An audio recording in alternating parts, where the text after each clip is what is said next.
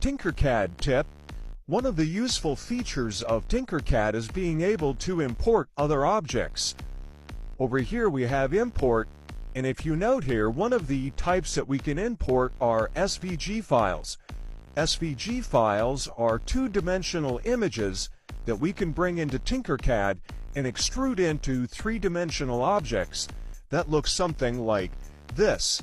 And over the next couple of videos, I'm going to show you some special features within TinkerCAD that you can use on objects that you've brought in as SVGs.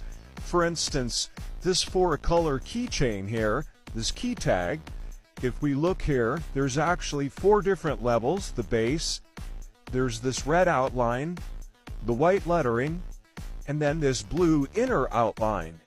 And this could all be printed as four colors on a single color printer by doing filament change at layer. So let me show you how I made these. So to do the text and the font part of this, I'm going to use Canva, canva.com. You can sign up for a free account here, and this allows you to do all sorts of text and special features to it.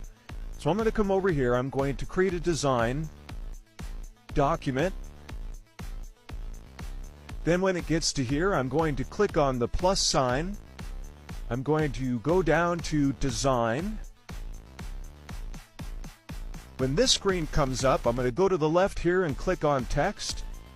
And then up here, add a text box. Let's go ahead and close this. We'll do a hide. And here we have our text box and our text. Let's stretch this out so we can see what we're doing.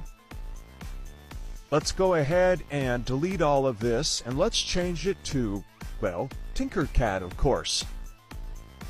Let's resize this, make it a little larger.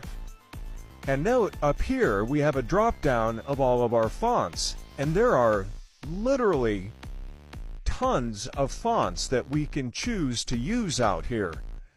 Let's scroll through here and let's find one that we like. Here's one, Alpha Slab 1. That will be applied to our text here. Let's bring this out a little wider here. Alright, let's click outside of our text box so our text is just in white. Now what I normally do is just grab a screenshot of this, and I'm on Windows 7 here. Windows 10 and other Windows systems have this as well. I'm going to be using a snipping tool. I'm going to ask it to do a new snip.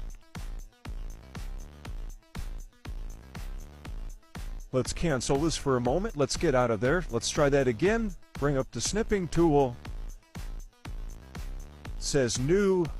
I'm going to grab an outline of the text. There we go. It's been brought into our snipping tool. I can now click on File, Save As. Here's my folder. And let's rename it to TinkerCAD. That will be saved as a JPEG. Now that's been saved. Now I'm going to use a different website to convert that JPEG to an SVG. This is convertio.co. We'll click on Choose Files. There's my JPEG. We'll open that. Up here, I'm going to click on SVG. Down here, I'm going to click on Convert. When it's done being converted to an SVG, the screen will look like this. Come over here, click on Download. You get a dialog. Here's our SVG file. We're in the right folder. Let's click on Save. Now we're going to come back into TinkerCAD. Let's go ahead and grab these two objects and slide them out of the way. We'll come up here to Import, choose a file. Here's our TinkerCAD.svg file.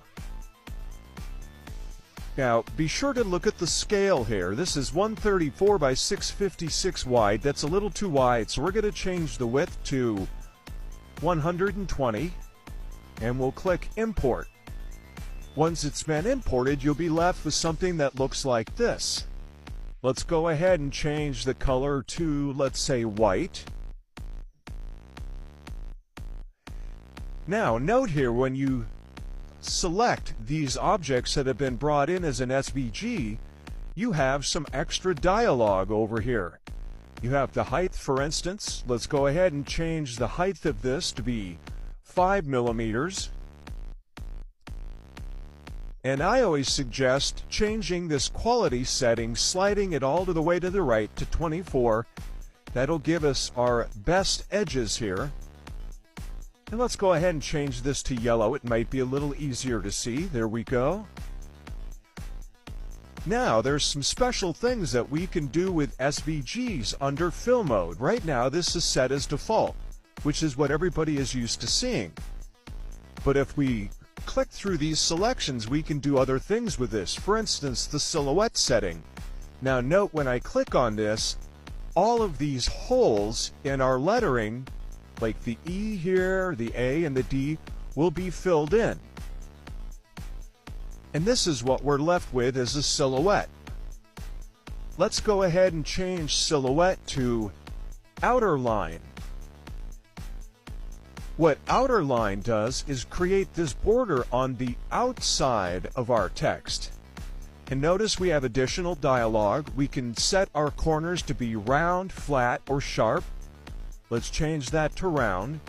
And then the line width, this is pretty wide. Let's change that 5 to a 2 and hit enter. Then we're left with something that looks like this. It's sort of an outside border. We can also say inside. We'll say inner line, corners round, line width is 2. Then what you're left with is something that looks like this. Notice it's an outline that follows the inside of the outside edges of our lettering. So now we can use this feature and stack them up. Let's go ahead and change this one back to default. Here's back to our default. Now while we have that selected, let's make a duplicate of that. Let's change that duplicate to be, let's say green. We're going to change that to be outside, outer line, round corners with a line width of 2. And while we're here, let's change the height. Instead of 5, let's make it 3. Now you can see here we have 2 levels. The outside border a little lower, the lettering a little higher. So let's click on our letters again. Let's do another duplicate of that. Let's change the color of that duplicate to be white. Then let's change that to be inner line. And we'll change the line width to be 0.8. And when that's done rendering, you're left with something that looks like this. We now actually have 3 objects here. All of them came from our original SVG. We have the green outer border, we have the yellow lettering, we have the white inner border, and if we look here, they're all at 3 different levels. The green is at 3 millimeters, the yellow is at 5. Let's change that to 4. And then the white part of it was at 6 here. Let's change that to, let's say, 5.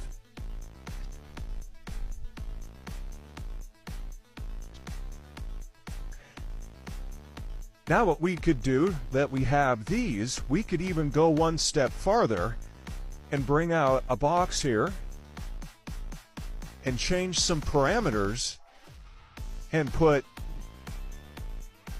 a piece underneath of it. Let's take this, let's reduce this, say down to 1 millimeter, slide that underneath. We could radius the corners, put a hole down in it over here for our keychain. We could merge all of those together and we have a ready-made keychain. In the next video, I'll show you something very similar, another way to use these features of SVG and the borders. So follow for that.